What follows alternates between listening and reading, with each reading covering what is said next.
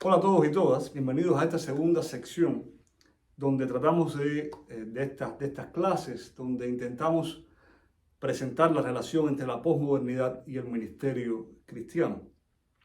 Y habíamos terminado la primera sección presentando o definiendo lo que fue la modernidad, explicando cómo ella entra en crisis en el siglo XX a partir de la experiencia de esas catástrofes morales en el siglo XX, y cómo la posmodernidad parecía que comenzaba como una crítica a esa modernidad que había fracasado. Entonces intentamos definir qué es la posmodernidad en base a esa crítica a la modernidad. Primero hay que decir que en la posmodernidad, para algunas escuelas filosóficas y teológicas, no existe tal posmodernidad. Si no existe ese paso después de la modernidad, pues aún existe una deuda con la modernidad. En otras palabras, aún vivimos en una modernidad que no está terminada. Ya que habría que mencionar, por ejemplo, la escuela crítica de Frankfurt, Adorno, Lukács, Horkheimer, y también Habermas, ¿no? El hijo predilecto, el hijo adoptivo de la escuela crítica de Frankfurt. Quizás uno de los pensadores más importantes en este proceso de transición hacia la posmodernidad, Jürgen Habermas. Y en el caso de Habermas, sobre todo en su magnus opus de 2 volúmenes, Teoría de la Acción Comunicativa, yo tuve que leérmelo allá en Alemania para dialogar, porque él es uno de los interlocutores con la teología política de Metz. Y esta es la obra clave de él en la década del 70. Pues en esta obra el filósofo alemán va a intentar rescatar, traer a buen puerto el proyecto de la modernidad, el proyecto de la Ilustración, a pesar de que reconoce sus contradicciones y paroxismos, ¿no? Pero aun cuando para él la Ilustración como proceso histórico había fracasado en algunos sentidos, ello no significaba que debíamos enterrar toda la herencia de la modernidad. Según Habermas, la Ilustración significó para él la herencia más valiosa de Europa y de Occidente, algo que los pensadores descoloniales, incluyendo teólogos postcoloniales y postoccidentales, van a contestar con gran determinación. Aquí el amigo Oscar L. Fuller, ¿no?, con su libro Spirit Outside the Gate, pues es un claro ejemplo de esta posición de teólogos y teólogas que no van a estar de acuerdo con la posición de Habermas. En todo caso, para Habermas, él quisiera hablar de una ilustración no concluida, en lugar de una ilustración o modernidad destruida.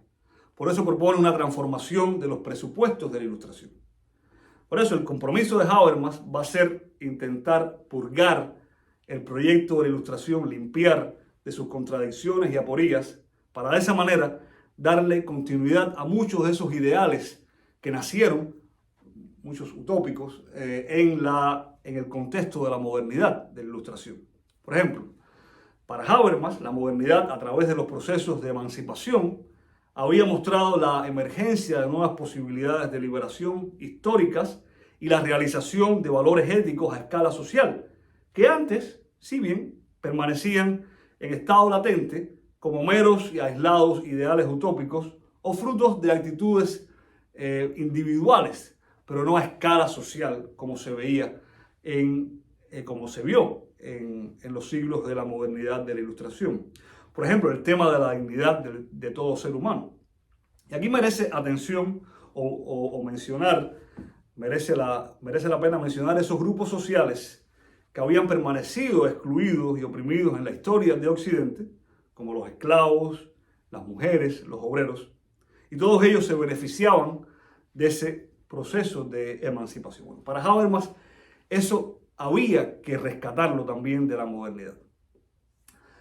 Sin embargo, en las últimas décadas, un poco saliendo ya de la posición de Jürgen Habermas, en las últimas décadas del siglo XX, la mayoría de las escuelas filosóficas y disciplinas científicas en Occidente parecían convencidas de que la modernidad, como fenómeno histórico y como paradigma histórico-cultural, debía tener sepultura cristiana, debía enterrarse y nunca más sacarse a la luz. Esto significaba que una nueva manera de pensar, una nueva escala de valores, una nueva cosmovisión, una nueva epistemología debía tomar su lugar.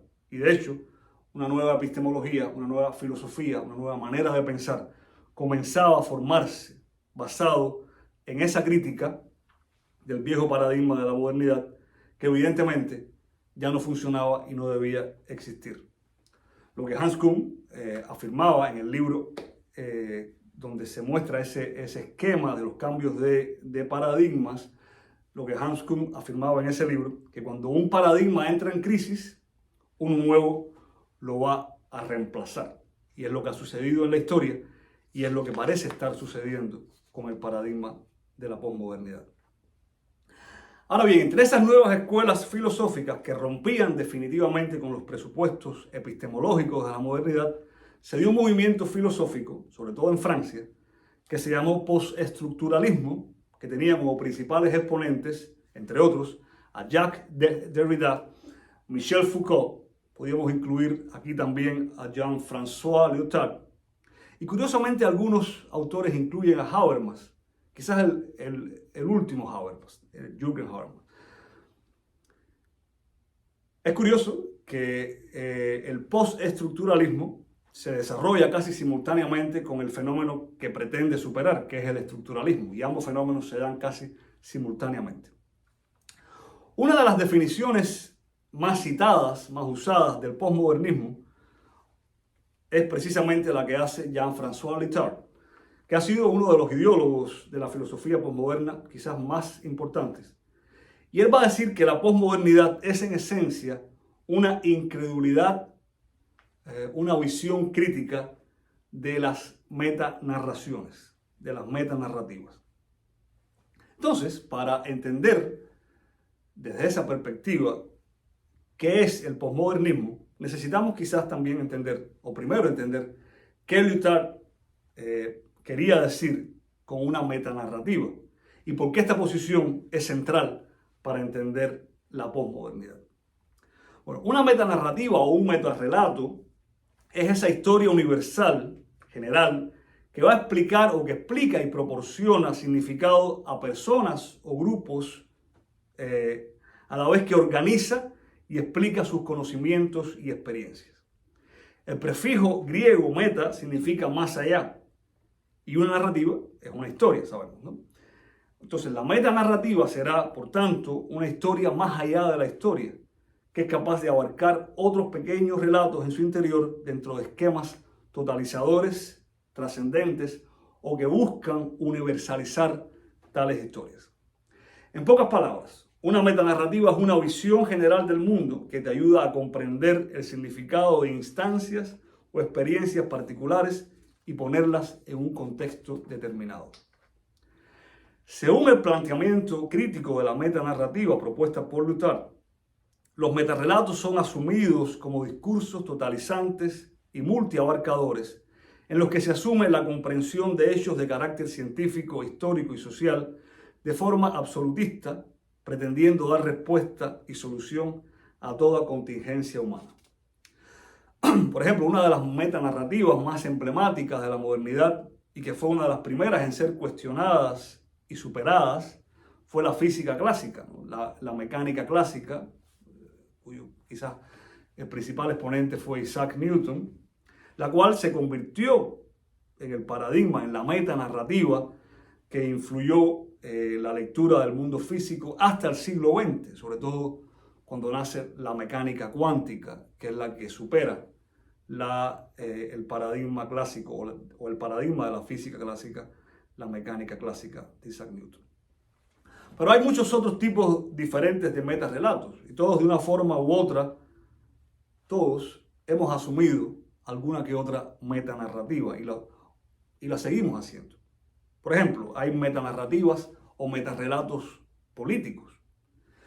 ¿Qué es una metanarrativa política? Por ejemplo, es la que te dice que la política está controlada completamente por los intereses de los ricos que compran a los políticos a través de donaciones para la campaña electoral. Y muchos asumimos esa narrativa a la hora de votar por los políticos. Entonces, cuando las personas enfrentan dificultades, por ejemplo, cuando no podemos conseguir un trabajo o perdemos nuestra casa o no podemos pagar la asistencia médica, esto se puede contextualizar y explicar apelando a esa metanarrativa. Bueno, esto me sucede o me ha sucedido porque a los políticos solo les importa los ricos. Otros ejemplos de metarrelatos políticos o económicos que intentan absolutizar una visión única de la sociedad han sido el socialismo o el comunismo, el liberalismo como filosofía política, pero también lo fue el fascismo y lo ha sido y lo es la globalización, el globalismo. También existen muchos metarrelatos culturales. Y esto es cuando una cultura particular tiene metarrelatos que definen tu manera de interpretar tu contexto y afectan tu comportamiento. Son aquellas que proveen con significado a las acciones cotidianas e individuales. Por ejemplo, cuando alguien te saluda con la mano o con alguno de sus dedos, esos gestos por sí mismos no poseen ningún significado. Sin embargo, una determinada cultura le provee el significado de un gesto, en un caso amigable, y en otro de un insulto ofensivo. Aquí la pregunta, y que no voy a responder en el curso, quiero que ustedes se la respondan, que pudiera ser desafiante y conflictiva, y subversiva también, es ¿cómo vemos los metarrelatos en teología? ¿Cómo vemos los metarrelatos en nuestra fe cristiana? ¿O cuáles ustedes creen que sean los metarrelatos, esas megas historias que intentan definir y absolutizar nuestra existencia? Se los dejo para que ustedes respondan desde su propia experiencia. Ahora bien, cuando los posmodernistas se muestran escépticos de esas metas narrativas que hemos mencionado algunas de ellas, no es que no crean que ellas no existen, más bien dudan de su objetividad o su carácter absoluto, como ellas mismas se presentan. Y por eso quizás se ha malinterpretado el posmodernismo como una ética y una moral relativista o una continuidad de la filosofía relativista, la cual ha estado siempre presente en la historia de la filosofía occidental. Pero creo que reducir el pensamiento posmodernista a una ética relativista no parece ser acertado. Como tampoco sería acertado el reducir el posmodernismo a una nueva teoría comunista o un nuevo feminismo o una nueva manera liberal, una nueva manera del liberalismo, como algunos críticos del posmodernismo lo han presentado. Ahora bien, han habido otras críticas al posmodernismo que en mi parecer parecen tener más sentido. Sobre todo la crítica que le hace Jürgen Habermas a Lyotard a finales del siglo XX, cuando le reprocha al filósofo francés que su teoría de deconstrucción y su crítica de las metanarrativas de la modernidad son en sí mismas una metanarrativa. Hay otro momento en su famoso libro El discurso filosófico de la modernidad, tengo la reseña en español por si quieren leerla, donde Habermas afirma que Nietzsche, con quien la crítica de la modernidad pareciera comenzar a finales del siglo XIX, principios del XX, y para muchos va a derivar en el nihilismo que ha caracterizado el pensamiento posmoderno para algunos. Bueno, Nietzsche junto a Heidegger, Derrida, Foucault, Habermas va a decir, todos ellos cometen una contradicción performativa en sus críticas al modernismo, al emplear conceptos y métodos que solo la razón moderna puede proporcionar. Y tengan en cuenta que Habermas intenta, como les dije al principio, rescatar o resucitar el proyecto de la modernidad con sus mejores intenciones, lo cual a mí me parece también que es incorrecto y de hecho un capítulo de mi tesis yo se lo dedico a la crítica que le hace la teología política en la figura de Walter Benjamin a las teorías de acciones comunicativas, de acciones sociales, como la de Habermas, la de Apple, precisamente porque ellos no logran superar los paroxismos de la modernidad. Es decir, Habermas también es criticable en ese intento de querer rescatar y resucitar algo que debía haber estado enterrado. Sin embargo, su crítica aquí al posmodernismo me parece válida. Ahora bien, esta posición del postestructuralismo o desconstruccionismo, como mejor se le conoce a la propuesta de Jacques Derrida, así como la mayoría de las escuelas filosóficas y teorías críticas hacia la modernidad que florecía en el siglo XX y que articulaban y que han ayudado a articular esta nueva visión del mundo definido como posmoderno, se circunscribieron mayormente dentro de la cultura occidental, entiéndase, la cultura centroeuropea y norteamericana. Y este aspecto ha sido el centro de atención de otros movimientos críticos de la modernidad que han expuesto las limitaciones de estas escuelas filosóficas por colocarse ellas precisamente desde la misma perspectiva de la modernidad ilustrada, que fue la del hombre blanco, centroeuropeo, occidental. Es por eso que pienso debemos mencionar esa otra visión crítica de la modernidad desde la perspectiva del llamado sur global, que intenta utilizar paradigmas y presupuestos fuera de la cultura occidental, pues para ellos ubicarse desde el mismo contexto geopolítico en el que se desarrolló la modernidad occidental sería, por ellos mismos ubicarse desde el mismo contexto geopolítico en el que se desarrolló la modernidad occidental sería una limitación que impediría superar todas las aporías y paroxismos que trajo la cultura ilustrada y moderna. Y una de las voces más interesantes y que es más cercano en tiempo y contexto a nosotros como cristianos hispanos es la del filósofo e historiador argentino-mexicano, y no se sabe qué es lo que él quiere ser más, si argentino o mexicano. Me refiero a Enrique Dussel y sus tesis anticartesianas. Y Dussel va a fundamentar su crítica desde un común presupuesto con la escuela crítica de Frankfurt que ya mencioné, a saber que los fundamentos nociológicos, sociológicos y políticos de la modernidad fueron creados en nuestro contexto desde el pensamiento cartesiano de René Descartes, cogito ergo sum, pienso, luego existo, el cual fue creado desde la base del pensamiento europeo, del varón y del hombre blanco. Y aquí el término europeo, en la crítica de Dussel, pareciera ser lo más novedoso, pues empieza a plantear el tema de la razón occidental que dominaba todo el paradigma de la modernidad como colonialista. Es por eso que Dussel ha sido uno de los mejores interlocutores desde las nuevas epistemologías descoloniales, que ha motivado a muchas de nuestras teólogas y teólogos hispanos que han desarrollado la llamada teología post-occidental o postcolonial en las últimas décadas. Y aquí la propuesta de Dussel, y esto es lo que ha motivado más a tales teólogos y teólogas, es rescatar modelos liberadores fuera de la historia oficial de la razón dominante de Occidente. Y aquí Dussel presenta las tesis anticartesianas con los primeros casos de discurso contracultural de la modernidad en los ejemplos de el padre Bartolomé de las Casas, junto con Montesinos, y de Felipe Guamán Pahoma de Ayala. Y Dussel ve en el padre de las Casas la primera voz crítica de la modernidad, junto a Montesinos, repito. Incluso 2 décadas antes de que esta modernidad naciera filosóficamente con Descartes.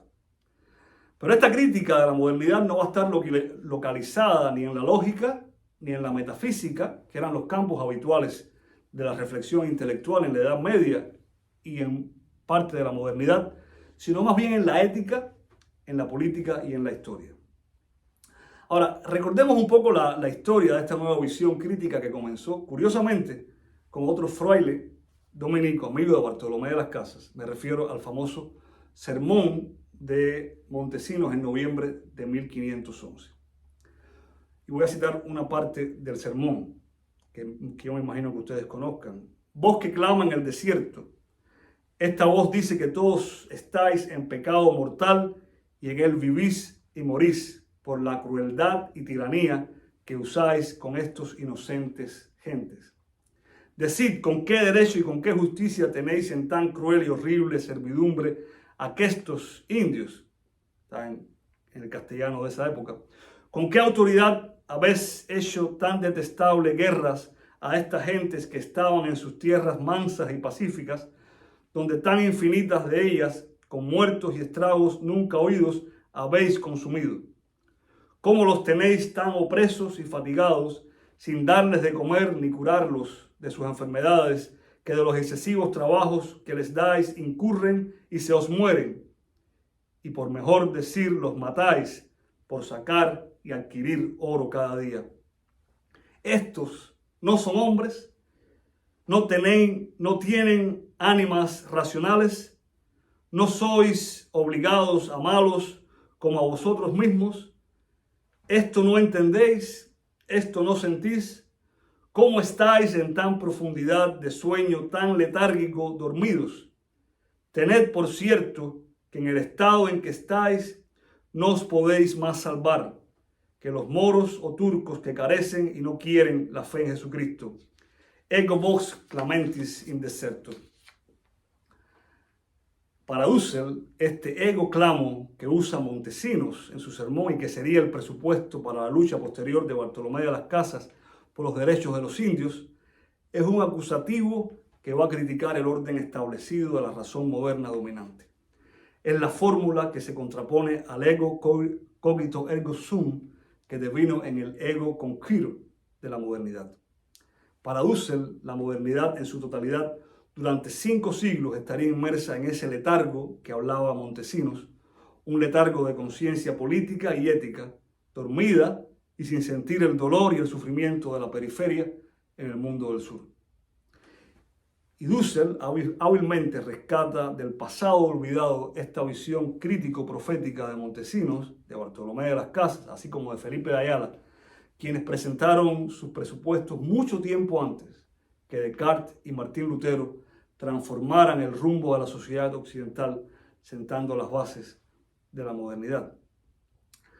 Y Husserl va a resumir la propuesta filosófica teológica de Bartolomé de las Casas de la siguiente manera: como una formulación crítica hacia la pretensión de la superioridad de la cultura europea y occidental, de donde se desprende que la cultura indígena es por tanto inferior y bárbara; como una posición crítica, creativa, filosófica sin precedentes, en la cual Bartolomé le otorga la validez del otro y la reivindicación de la verdad del otro y la otra, sin que esto afecte la afirmación honesta de una verdad universal, como es el Evangelio para los cristianos.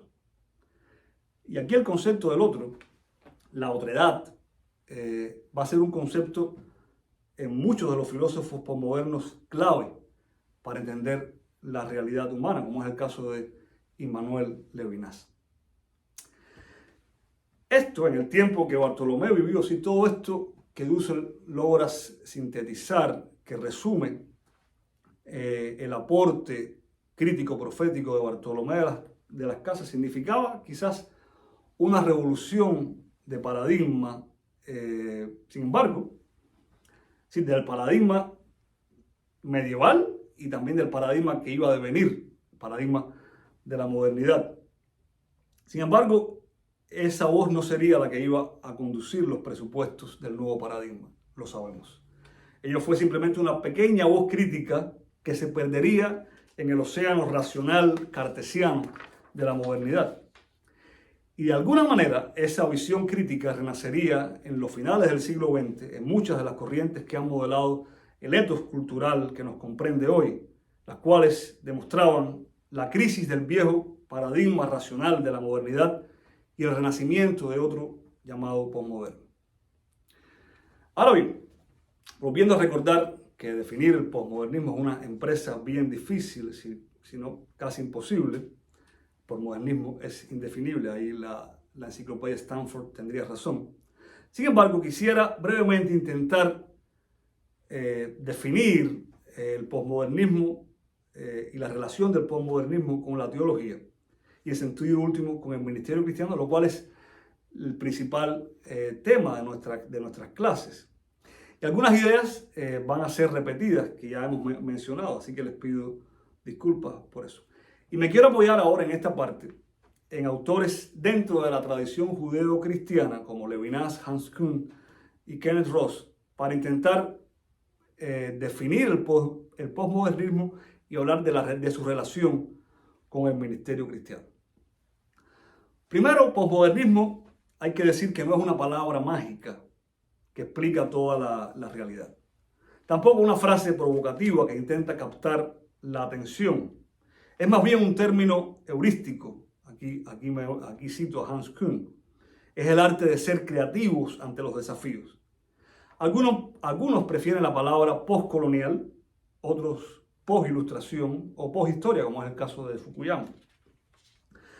Posmodernidad tampoco puede ser reducida simplemente a una contrapropuesta de la modernidad ilustrada, en muchos casos identificada con el neoconservadurismo. No es tampoco una apología idealista de la modernidad ni una condena de la misma.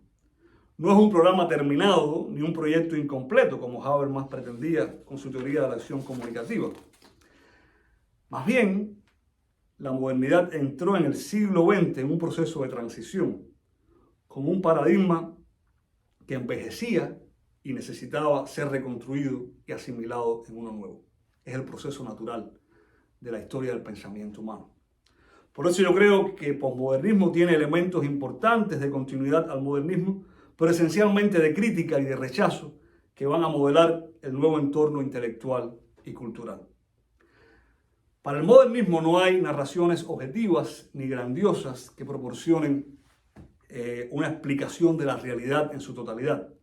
La expresión de la modernidad en ideologías políticas como el comunismo o el nazismo y la forma en la que se utilizó una teoría de la superioridad de la raza blanca para sostener un colonialismo y un imperialismo opresivos en la mayoría del mundo durante los siglos del siglo XVI al siglo XX, desacreditaban esa idea moderna que una ideología o un grupo de pensamiento pueden abarcar la realidad humana en su plenitud. Como afirmamos anteriormente, las catástrofes morales del siglo XX, en particular las dos guerras mundiales, lo sucedido en la Siberia soviética y en Hiroshima, destrozaban el optimismo occidental de la modernidad. Esta pérdida de confianza en la visión del modernismo tuvo como consecuencia una gran desconfianza en las teorías universales y en los sistemas políticos. Sobre todo se perdía la confianza en el ejercicio de la razón pura y en el poder del método científico para encontrarle una solución a cada problema, lo cual fueron dos de los pilares de la modernidad. La razón pura, es decir, el culto a la razón pura y el culto también al método científico como dos elementos para llevar al ser humano a una vida de progreso. En la actualidad postmoderna se propone que no hay ningún punto de vista superior a otro. Cada persona es libre de elegir y decidir según su propio gusto y sus necesidades.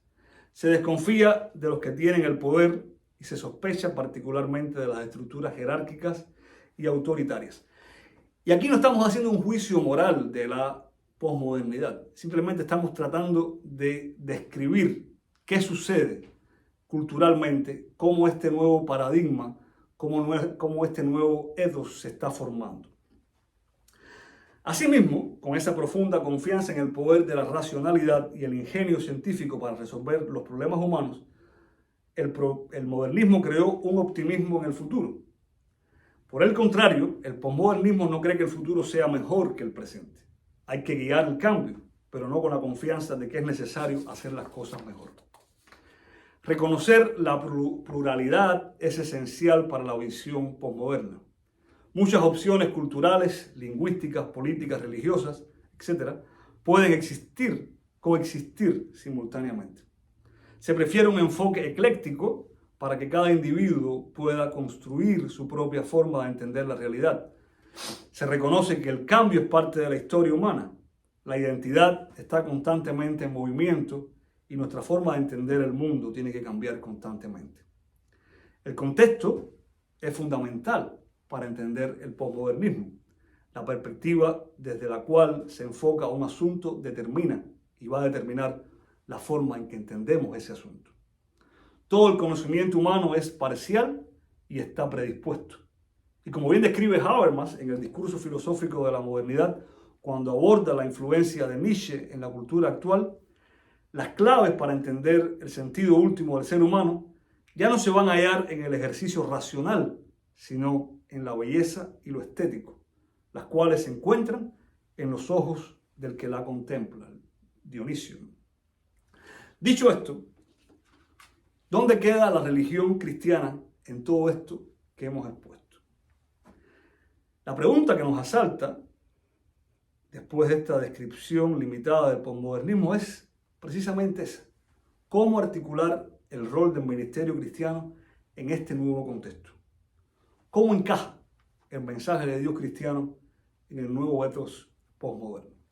Y hay muchas ideas, muchas de ellas bien interesantes, en la literatura que ustedes tienen en el curso y que espero que lean.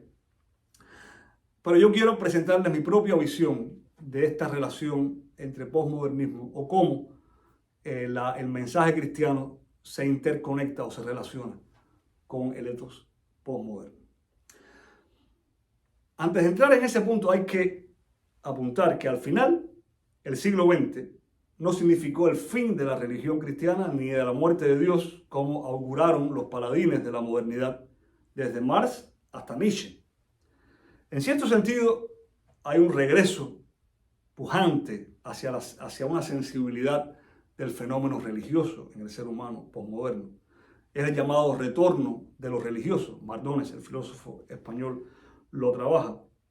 Sin embargo, este retorno de lo religioso se encuentra con una realidad social diferente.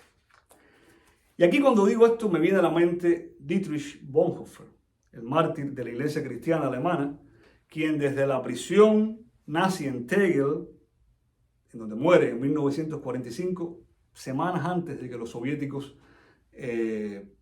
liberaran a Berlín, y que muere precisamente por oponerse al nazismo, por oponerse a Hitler, pues es ahí en la cárcel de Tegel donde Bonhoeffer iba a visualizar esa nueva realidad de lo religioso y lanzar un desafío increíble, quizás el desafío más grande de la teología del siglo XX. Ese desafío a la iglesia: ¿cómo hablar de religión en un mundo que ya no es religioso? Y Bonhoeffer se da cuenta que el mundo y la sociedad se habían cerrado a los propósitos de la religión tradicional. Si bien se aceptaba esa derrota en el ámbito mundano, en el ámbito social, donde las nuevas leyes de las ciencias de la modernidad, parecían regir la nueva conciencia humana, como resultado de eso, Bonhoeffer se da cuenta que la acción de Dios se había desplazado exclusivamente al campo de la vida privada. Esto conllevó para Bonhoeffer a que se perdiera la relevancia de la fe cristiana en el mundo. Entonces es desde esta visión que Bonhoeffer va a lanzar esa pregunta que va a influenciar el desarrollo de la teología cristiana en las décadas siguientes, tanto en el contexto católico romano como en el protestante. Siendo él un pastor luterano, su influencia en la teología católico romana también es impresionante. ¿Cómo hablar de religión en un mundo que no es religioso? ¿Cómo articular y hacer relevante el mensaje de Dios en una sociedad que no quiere escuchar de Dios? Que es una de las características de la sociedad posmoderna, ¿no? De la misma manera que como sucedió en la modernidad, cuando hubo diferentes respuestas al paradigma de la Ilustración, para mencionar dos de los más conocidos: el liberalismo teológico en Europa, sobre todo en Alemania, y el fundamentalismo, el movimiento fundamentalista aquí en los Estados Unidos, sobre todo en la Universidad de Loyola en Princeton. De la misma manera que hubo diferentes reacciones y respuestas a los desafíos de la modernidad, así de la misma manera la Iglesia ha asumido de manera distinta el desafío de Bonhoeffer: cómo hablar de religión en un mundo que no es religioso, y lo ha hecho de diferentes maneras, como digo. Una posición común, una posición que uno encuentra a menudo, sobre todo en círculos más conservadores, ha sido de oposición a la cultura posmoderna, en la cual teólogos y teólogas se sienten herederos de aquellos padres apologetas de los primeros siglos del cristianismo, y habría que poner quizás un adjetivo. El gnosticismo también formó parte de esta tradición de oposición a la cultura, pero más bien me refiero a estos teólogos y teólogas que se sienten herederos de los padres apologetas de los primeros siglos del cristianismo, que tenían que defender la fe cristiana en el contexto hostil de la cultura greco-romana.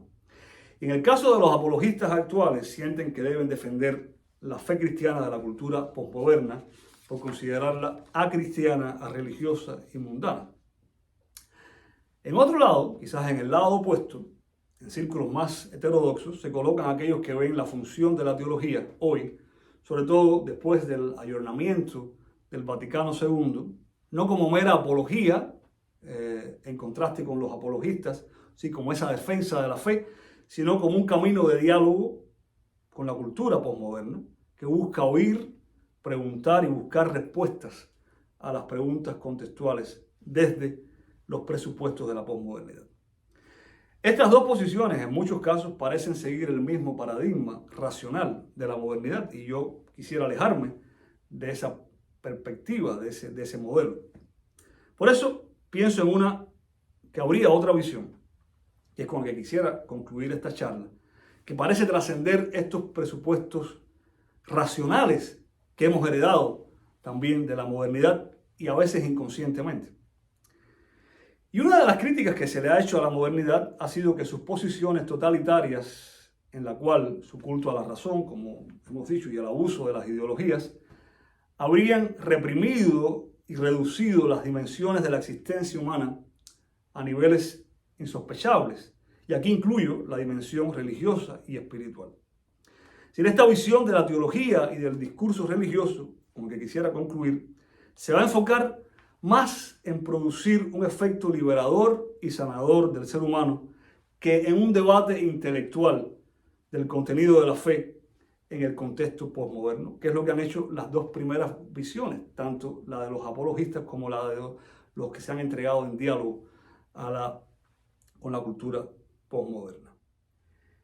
Y el filósofo judío Emmanuel Levinas va a articular desde mi visión magistralmente en su libro esta visión de la religión.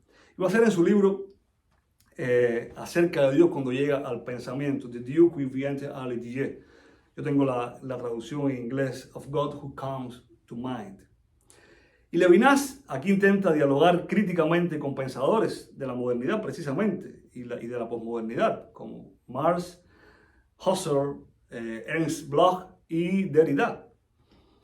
Y es un libro difícil de leer. Yo he intentado leerlo completo y siempre me trajo un libro complejo de leer.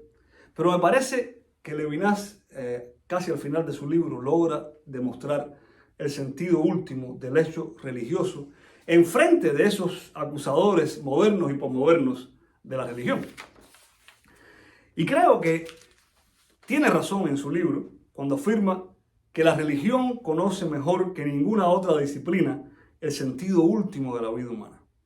La filosofía o las ciencias no pueden sanar el corazón humano. Sanar el corazón humano es una función completamente diferente. Es una función religiosa. Las personas del siglo XXI no parecen estar interesadas, menos desde mi visión, como yo lo veo como pastor, como consejero, como capellán. No parecen estar interesadas en un mensaje cristiano orientado a la razón, expresado a través o de catecismos, o de credos, o de doctrinas, que muchos de ellos aún siguen usando y repitiendo expresiones y articulaciones medievales con elementos y conceptos medievales. Por el contrario, y es mi apreciación, las personas en el siglo XXI, entiéndase, las personas posmodernas, parecieran que están más necesitadas de escuchar un mensaje orientado a la compasión y la solidaridad que sea capaz de sanar sus heridas, no tanto entender como sanar sus heridas y sus quebrantamientos espirituales. Y nadie sabe mejor de eso que la religión. En nuestro caso, la religión cristiana. Y aquí parecería el campo de acción más efectivo, más relevante que el ministerio cristiano pudiera tener en el nuevo contexto de la posmodernidad. Y si hay alguna referencia a escritura bíblica que pueda representar ese desafío de ser una religión compasiva y sanadora, es precisamente esa historia, es la parábola del buen samaritano, en donde sabemos el samaritano, despreciado por los judíos, es el que se convierte en el héroe para Jesús. ¿Por qué? En la persona relevante para Jesús, porque sabe mostrar compasión más allá del discurso racional, teológico, de la religión tradicional, sino su acto compasivo es lo que lo hace relevante en su contexto y es lo que lo convierte en el héroe a los ojos de Jesús. Y es el camino que yo invitaría a la teología, a los teólogos y teólogas a compartir en el intento de ser relevante en el nuevo contexto de la posmodernidad.